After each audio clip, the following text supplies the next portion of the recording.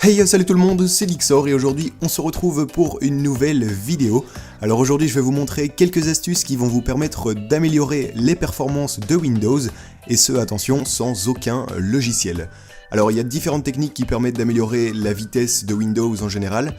Certaines nécessitent des logiciels et d'autres astuces en plus. C'est pour ça que je ferai encore des vidéos sur ce sujet-là dans le futur.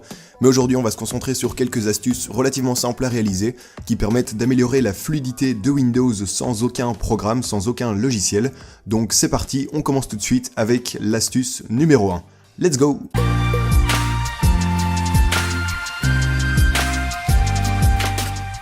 Alors le premier truc qu'on va faire, c'est aller jouer avec les animations de Windows, et donc pour ce faire, on va devoir aller dans les propriétés système de notre ordinateur. Donc c'est très simple, on va aller faire un petit clic droit sur notre menu démarrer et cliquer ici sur exécuter, ou encore vous pouvez tout simplement faire le raccourci Windows plus R. Alors ensuite ici dans ouvrir, vous allez taper les lettres sysdm.cpl, et vous allez ensuite faire OK, ce qui va donc ouvrir les propriétés système de notre ordinateur. Alors ensuite ici vous allez aller dans l'onglet paramètres système avancé, et vous allez donc voir qu'on va se retrouver face à une section performance, et c'est donc ce qui va nous intéresser. Alors ici en fait on va pouvoir jouer avec les effets visuels de Windows, donc en fait ce qu'on va pouvoir faire c'est désactiver certains effets visuels dans le but de gagner des performances. Donc soit vous cliquez ici sur ajuster afin d'obtenir la meilleure apparence, ce qui fait que vous allez avoir tous les effets visuels cochés et donc moins de performances, soit vous cliquez ici sur ajuster afin d'obtenir les meilleures performances, ce qui fait que tous les effets seront désactivés et vous aurez un Windows beaucoup plus fluide, beaucoup plus rapide, mais qui sera un peu moins esthétique. Alors n'oubliez pas à chaque fois que vous faites une modification d'appuyer ici sur appliquer. Mais sinon, moi ce que je vous conseille de faire, c'est d'en fait personnaliser votre choix. Donc vous cliquez ici sur ajuster afin d'obtenir la meilleure apparence, donc tout est coché, et puis vous décochez ce qui ne vous intéresse pas. Alors je vais pas passer tout en revue, sinon la vidéo va durer 4 heures. N'hésitez pas à regarder ce qui vous intéresse, mais par exemple, ici si je désactive afficher une ombre sous la fenêtre, vous pouvez voir en fait que l'ombre qu'il y a ici sous chaque fenêtre de Windows, si vous désactivez, que vous faites appliquer, eh bien vous pouvez voir que l'ombre a disparu. Alors ça peut paraître un peu bête, mais en fait ça va permettre à Windows de faire moins de calculs pour le design, et ça va donc lui permettre de faire des calculs pour autre chose. Alors vous pouvez également désactiver des choses comme, voilà, ici il y a la même chose, afficher une ombre sous le pointeur de souris, vous pouvez voir qu'il y a une petite ombre sous le pointeur. Sinon, animer les fenêtres lors de leur réduction et de leur agrandissement, ça c'est assez intéressant, je vais vite fait vous montrer un exemple. Voilà, j'ouvre une fenêtre Firefox. Vous pouvez voir en fait que quand on minimise et quand on maximise la fenêtre, donc voilà, vous pouvez voir qu'il y a une animation. Donc là, la fenêtre fait une sorte de fondu, comme vous pouvez le voir, vers la barre des tâches. Alors c'est une petite animation qui, encore une fois, demande certaines performances. Et si vous désactivez cette animation, voilà, désactiver, appliquer, eh bien vous pouvez voir que maintenant ça se fait instantanément. Il n'y a plus d'animation. Alors si ça vous intéresse pas d'avoir une animation et que vous voulez des meilleures performances, n'hésitez pas à le faire, hein, ça coûte rien. Et donc voilà, ça c'est vraiment les petits trucs que vous pouvez faire. N'hésitez pas à tout regarder, à tout essayer pour voir un peu ce qui vous intéresse. Ça c'est personnel en fonction de vos choix. Par contre, je vous conseille ici de ne pas décocher la case lisser les polices écran, parce qu'en fait ça va rendre les polices assez moches et c'est pas trop bon pour les yeux, et puis de toute façon c'est pas trop grave s'il y en a encore quelques-unes de cocher. Donc voilà, ça c'est vraiment à vous de choisir en fonction du compromis que vous êtes prêt à faire entre les performances et le design de Windows. Donc une fois que vous avez fini, n'oubliez pas toujours d'appuyer ici sur appliquer et ensuite OK.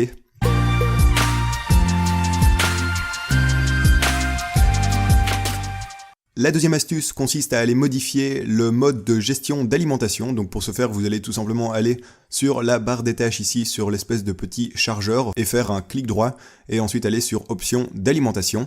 Ou alors vous pouvez tout simplement aller faire un clic droit sur votre bouton démarrer et aller ici sur option d'alimentation.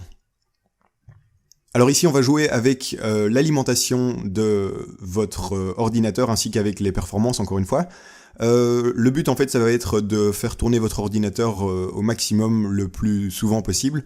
Donc si jamais vous avez un PC portable et que vous avez besoin de batterie pendant une longue journée ou quoi que ce soit, c'est peut-être pas la meilleure solution pour optimiser les performances de votre ordinateur, mais si vous êtes toujours connecté sur votre chargeur ou encore que vous avez une tour, eh bien c'est assez intéressant de faire ça. Donc en fait, comme vous pouvez le voir ici, je suis en utilisation normale, mais ce qu'on peut faire, c'est aller soit ici en économie d'énergie ou afficher un mode supplémentaire qui est en fait le mode performance élevée. Donc vous allez tout simplement sélectionner ce mode performance élevée.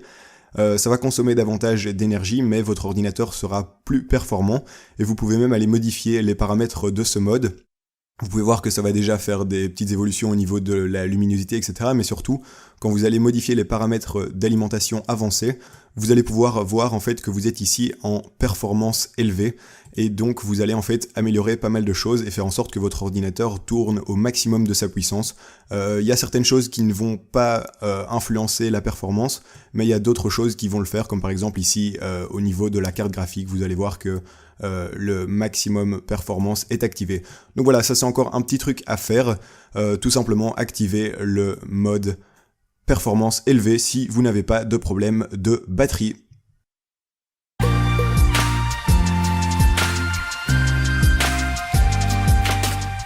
La dernière manipulation est vraiment très rapide et elle permet de nettoyer légèrement nos disques de stockage en supprimant des fichiers que Windows n'utilise plus du tout et qui sont donc totalement inutiles. Alors pour ce faire, on va aller dans l'explorateur de fichiers. Alors je ne sais pas comment vous y accéder, peut-être que vous avez un icône sur votre barre des tâches, mais sinon dans tous les cas vous pouvez y accéder en faisant ici un petit clic droit sur le bouton démarrer et en allant ici sur explorateur de fichiers. Et on va ensuite aller sur ce PC. Alors ensuite on va se retrouver donc face à notre disque de stockage. Personnellement j'en ai deux, peut-être que vous n'en aurez qu'un seul ou que vous en aurez plus, mais c'est pas un problème. Ce qu'on va faire, c'est clic droit sur un disque, on va ensuite aller ici sur propriétés, et ici on va se retrouver face à la fenêtre qui nous intéresse. On va tout simplement aller ici sur le bouton nettoyage de disque. Alors ici Windows va faire quelques petits calculs, ça prendra plus ou moins de temps en fonction de votre ordinateur. Et une fois que ceci est fait, on va se retrouver en fait face à une liste de fichiers inutiles, donc c'est tous des fichiers qui ne servent plus à rien et qui ont été sélectionnés par Windows. Tous ces fichiers, donc on va les supprimer pour libérer de la place de 1, mais surtout pour nettoyer notre disque. Donc en fait, si vous voulez supprimer quelque chose, vous cliquez sur la petite croix. Par contre, je vous invite quand même à vérifier que vous ne supprimiez rien qui pourrait éventuellement vous intéresser. Normalement, ce sont tous des fichiers qui ne servent plus à rien, c'est d'ailleurs pour ça qu'ils sont ici. Mais vérifiez quand même, donc vous cliquez par exemple ici sur un petit texte et puis vous lisez la petite description pour être sûr que ça ne vous pose aucun problème. Vous pouvez donc normalement tout cocher, sauf peut-être ici la corbeille. Je sais qu'il y a certaines personnes qui ne veulent pas supprimer leur corbeille, donc voilà, vous faites vraiment comme vous le sentez. Ensuite, une fois que vous avez sélectionné tout ce que vous voulez sélectionner, eh bien vous allez ici et vous faites OK. Vous confirmez que vous voulez supprimer définitivement ces fichiers et ensuite vous les supprimez. Donc ça va vraiment nettoyer un peu votre disque et c'est plutôt pas mal de faire ça. Alors ici ça prendra plus ou moins de temps en fonction de votre ordinateur. Moi personnellement ça a été très vite comme vous pouvez le voir vu que j'ai déjà fait cette manipulation dans le passé. Donc voilà, ça c'était pour la petite manipulation concernant le nettoyage de disque. Et voilà, on arrive tout doucement à la fin de cette vidéo. Ces 3 petites astuces feront du bien à votre ordinateur. En tout cas, moi, j'espère que vous avez apprécié. N'hésitez pas à mettre un petit like si vous voulez que je fasse encore des vidéos pour optimiser les performances de votre ordinateur. La prochaine fois, peut-être avec des logiciels externes, etc. Enfin, j'ai encore pas mal d'idées à ce niveau-là. Sinon, les amis, moi, je vous dis à la prochaine. Et puis, on se retrouve comme d'hab pour une prochaine vidéo. Allez, salut tout le monde. Ciao, ciao.